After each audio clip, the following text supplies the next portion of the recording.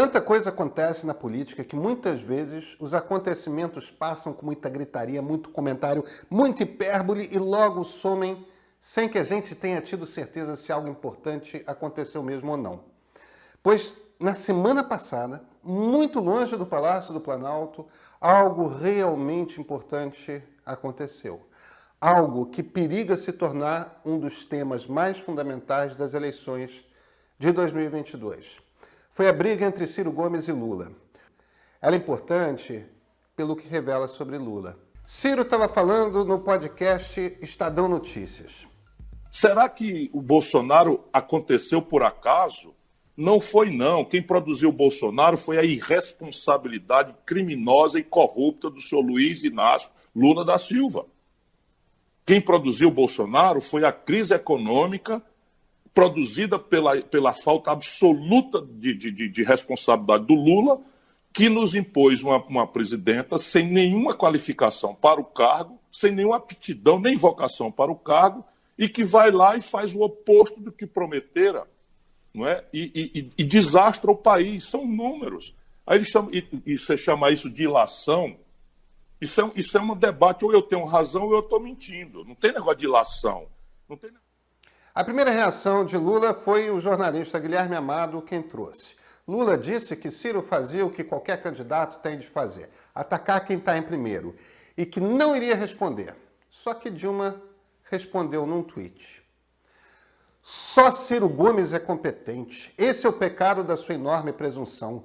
Essa é a sua visão quando se trata de avaliar o resto da humanidade. Mas quando se trata de uma mulher, sua visão não é só inadequada, é também profundamente misógina. E aí Lula, que não queria responder, no meio de uma entrevista de 1 hora inteira para a Rádio Grande FM de Dourados, no Mato Grosso do Sul, foi provocado. Saiu falando. Eu, sinceramente, não vou pedir desculpas a você para responder o Ciro. Eu não vou falar do Ciro. Okay. O que ele fez ontem foi tão banal, o que ele fez ontem foi tão grosseiro, que às vezes eu fico pensando quando Jesus Cristo na cruz dizia, sabe, Pai, perdoai os ignorantes, eles não sabem o que fazem. Eu às vezes fico pensando nessa frase. Eu às vezes fico pensando, eu não sei se o Ciro já teve Covid ou não, mas me disseram que quem tem Covid tem problema de sequelas. Alguns têm problema no cérebro, de esquecimento, eu não sei. Eu tive. Mas não é possível, não é possível. Lula. Não é possível um homem que pleiteia a presidência da República possa falar as baixarias que ele falou ontem. Não é possível. Eu só lamento profundamente, sabe, que seja assim. Eu não sei o que ele está querendo, mas quem planta vento colhe tempestade. Não existe mais entrevista para a rádio do interior que não seja entrevista nacional. A gente pode não conhecer o rosto dos jornalistas, mas tudo é live no Facebook, no YouTube, onde for. Lula abriu a guarda e é claro que Ciro respondeu. Imagina, 2 ex-presidentes se mobilizam para atacá-lo, o líder das pesquisas ataca o terceiro lugar. Dia de festa na casa pedetista. Ciro respondeu num vídeo produzido pelo publicitário João Santana, visto por muito mais gente do que o primeiro, com seu argumento agora muito melhor articulado. Virou notícia grande.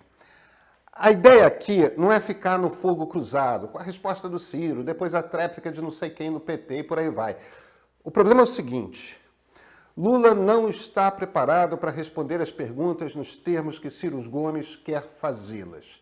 E a questão aqui é que nos debates qualquer candidato vai fazer essas perguntas. Em entrevistas com jornalistas de peso, que não sejam da imprensa de apoio ao PT, essas perguntas aparecerão. Vamos separar aqui as discussões. Existe um debate a respeito de como foi o impeachment da ex-presidente Dilma. A gente não precisa entrar no bate-boca sobre golpe ou não golpe, sobre se pedaladas fiscais são crime de responsabilidade ou não. Há problemas no processo de impeachment. Ele nasce de um presidente da Câmara dos Deputados que estava usando o processo para chantagear o Palácio do Planalto. O deputado Eduardo Cunha, não importa o que pensemos sobre Dilma e seu governo, não é um sujeito honesto. O impeachment não nasceu de um processo político limpo. Existe um debate maior a respeito da relação do PT com a justiça. O julgamento do mensalão precisou inovar juridicamente para conseguir condenações. Depois, agora com o juiz Sérgio Moro, os julgamentos que levaram à condenação de Lula são frágeis também. Não é à toa que foram anulados no próprio Supremo. Agora, se depender de Lula e do PT, essa é a discussão que teremos a respeito do que aconteceu no Brasil entre 2003 e 2016. Falaremos disso e falaremos também da distribuição de renda, daquela sensação generalizada de que o Brasil tinha um futuro brilhante pela frente e que durou até 2013. O julgamento do Mensalão teve de inovar juridicamente para encontrar quem corrompeu os parlamentares. O que o julgamento do Mensalão não teve dificuldades de fazer foi provar que parlamentares eram pagos mensalmente para votar com o governo. A Lava Jato tem problemas? Tem. Mas onde não há problema é na certeza de que muita gente fez muito dinheiro corrompendo e sendo corrompida dentro da Petrobras. Que executivos da companhia e empreiteiros trocaram muito dinheiro de mãos durante o governo de Lula. Sobre isso, não há dúvida. É perfeitamente possível concordar que os julgamentos têm problemas sem negar que corrupto, e muito corrupto, o governo Lula foi. Acabou a fome no país em seu governo, houve distribuição de renda como nunca na história e o governo foi barbaramente corrupto. Rouba, mas faz, antigamente, era lema da direita, não da esquerda. Quem quer essa etiqueta na testa? E aí precisamos entrar na segunda crítica do Ciro Gomes. Podemos discordar do porquê, mas olha, a economia começou a desandar feio quando Dilma Rousseff era presidente.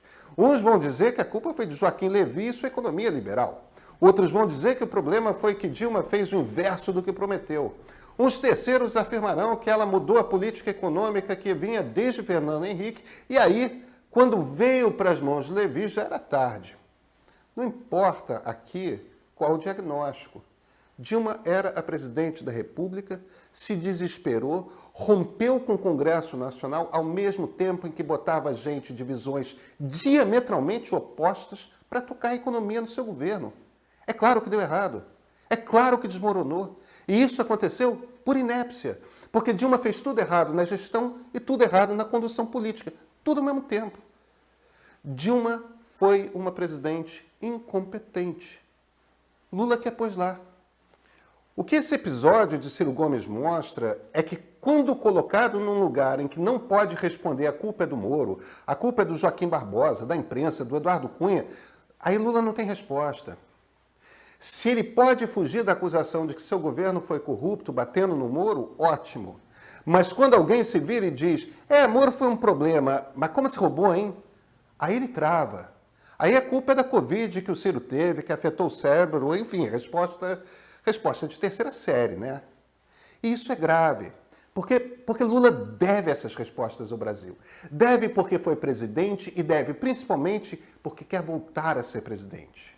Ele era tão popular, continua imensamente popular, que ajudou a eleger por 2 vezes uma pessoa que participou do nascimento da crise econômica que vivemos. Como Ciro Gomes diz, isso não é uma ilação, não é uma acusação barata ou não, isso é um fato. Se não for verdade, é só ir para os números e ver se algo não desandou a partir dali.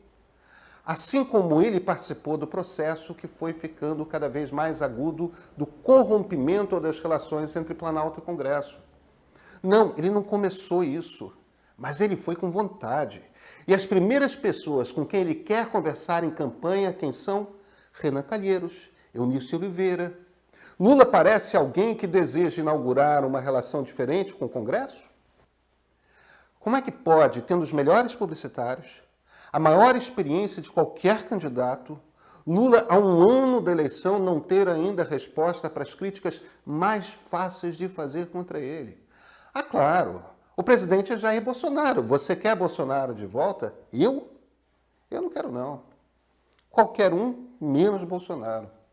Mas, Ciro tem muito mais razão do que muitos gostariam de admitir.